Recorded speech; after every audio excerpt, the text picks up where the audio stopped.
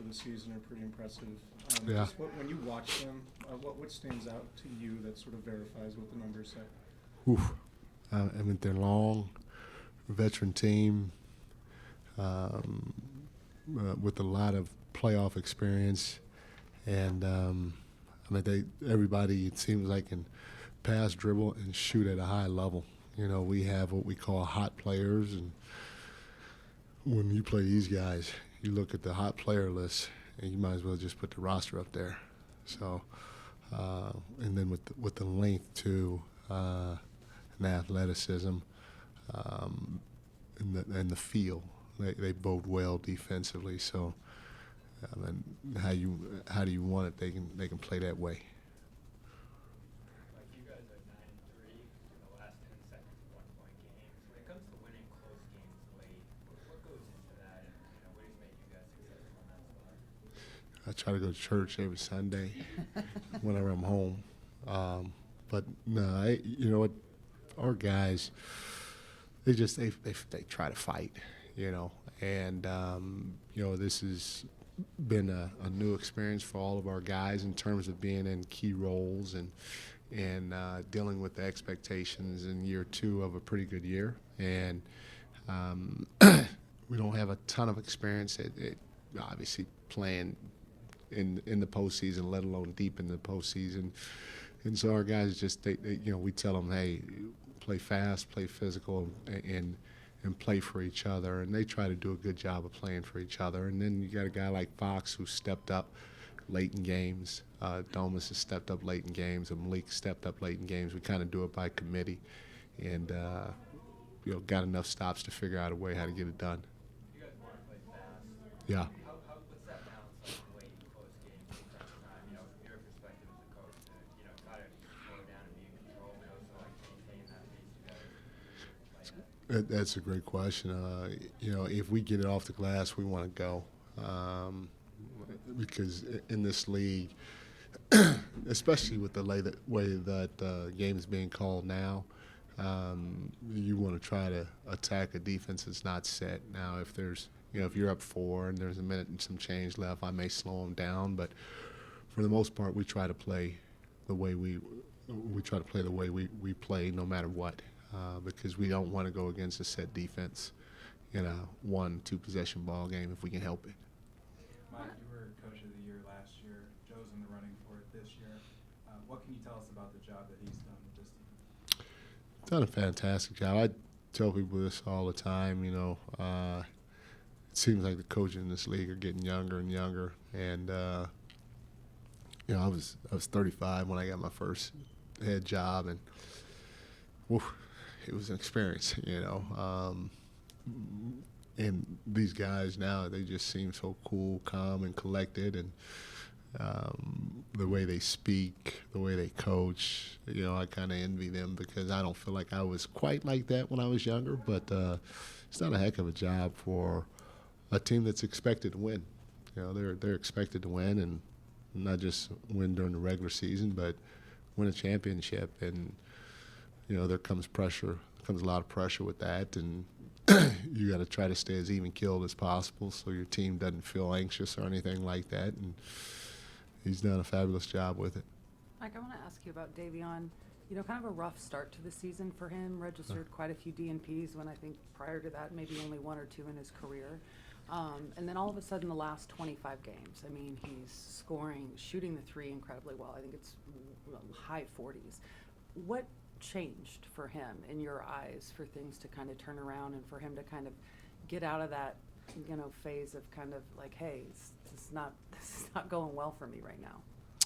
Yeah, you know, Davion works extremely hard on his game in the summertime, and works hard on his medium game and finishes, and just as importantly, his three-point game. And I think I said it before, you know, I know I was searching, so I had something to do with it. I didn't give him as much opportunity probably as he could have had during certain stretches of the season, so I'll take responsibility for that. But, you know, it doesn't surprise me with the way he's scoring the basketball and the way he's shooting the ball from the three-point line because of the work that he puts in. And he's just getting an opportunity and he's taking advantage of it. And that work in the summertime is starting to show itself. Can you talk about how difficult it can be for kind of young players in his situation from a confidence standpoint to be able to mentally withstand that?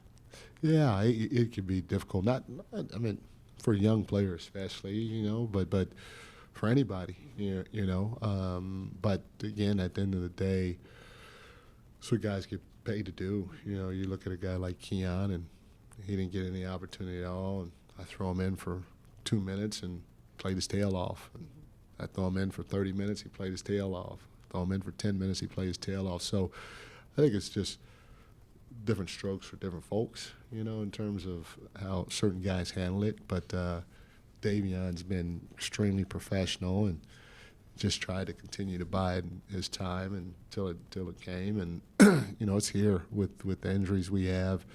The ball was in Malik's hands a lot. The ball was in Kevin's hands a lot.